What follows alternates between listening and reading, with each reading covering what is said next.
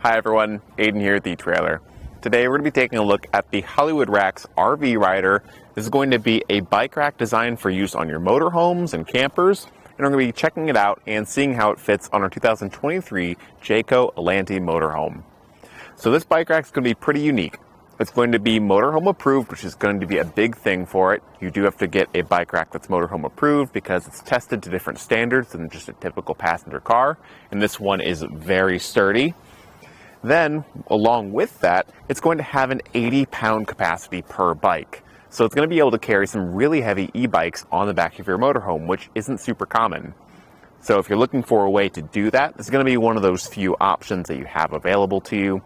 The other one you might consider checking out is the Swagman E-Spec, but personally, I prefer this one because it's got a few more features that you might be more familiar with on a typical bike rack. Now, with that being said, though, there are going to be some limitations just because it is on the back of a motorhome. Some of the touch points aren't going to be as nice, and we'll see that later in the video. But then also you got to think about clearance issues.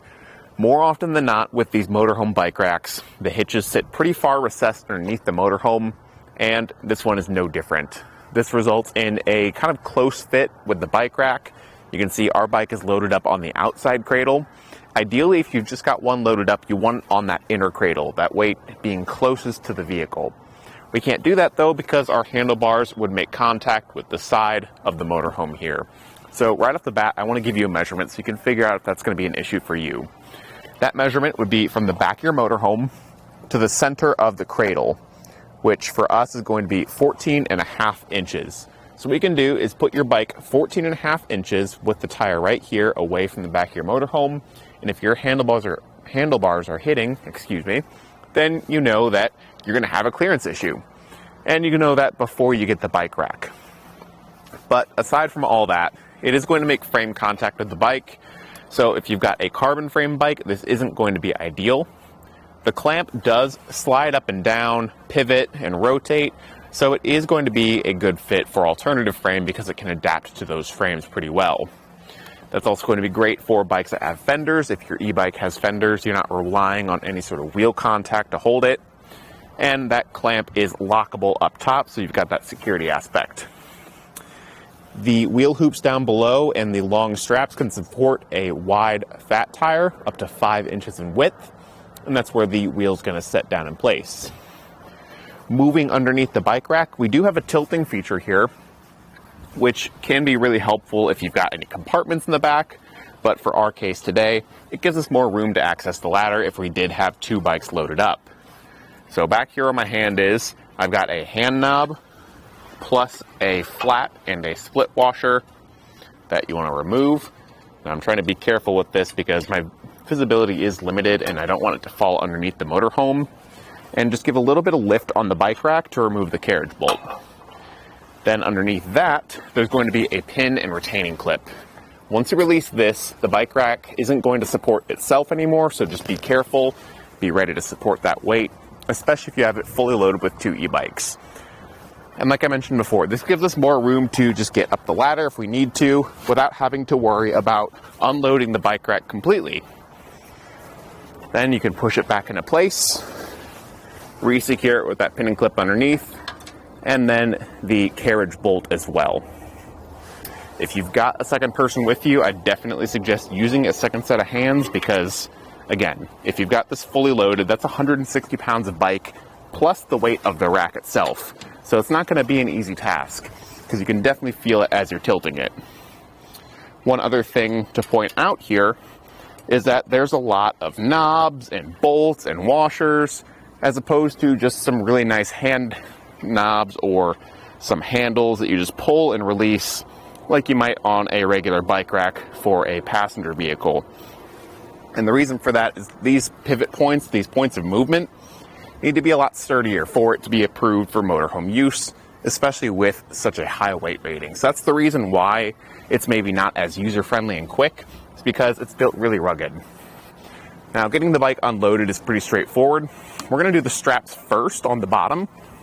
Just push the button in on the side and pull that ratcheting strap out. We'll do that for both wheels. Then up top, I've got this hook and loop strap around as a secondary point of contact. and then mainly just the hand knob that will loosen up, open those clamps, and you can just swing it out of the way. Now this outer one is much easier to unload because all we got to do is just lift up and away. If you were able to fit a bike on that inner cradle, it will be substantially harder to load and unload. So that's just something to be aware of, depending on your bikes, how they fit. If you are utilizing that cradle, that it might be more of a challenge. Again, especially if you've got an e-bike, because all that weight is going to be hard to manage and kind of fish the bike behind the center mast here. That is kind of the downside of the center mast style, is that they're harder to load and unload, but that's the sacrifice you make with a bike rack of this style being used in this context. Now at this point, I like to fold down the center mast. That's going to be done pretty much the exact same way as how we tilted it, with a hand knob, a flat washer, a split washer, and a carriage bolt. That's going to be down at the base of the mast. And again, I'm just kind of being careful with those hand knobs because once they come off, they have a tendency to run off on their own. And of course, they always go right underneath the motorhome. As we're tilting this down, just watch out for those clamps. Make sure that they don't hit the cradles or anything. And then you can re-secure that carriage bolt through the newly aligned hole. And then put your washers and your hand knob in place to hold it down. Now, the nice thing about all this being threaded is, again, it makes those pivot points much more stable than a standard pin and clip. And they're not too hard to line up either, which is great.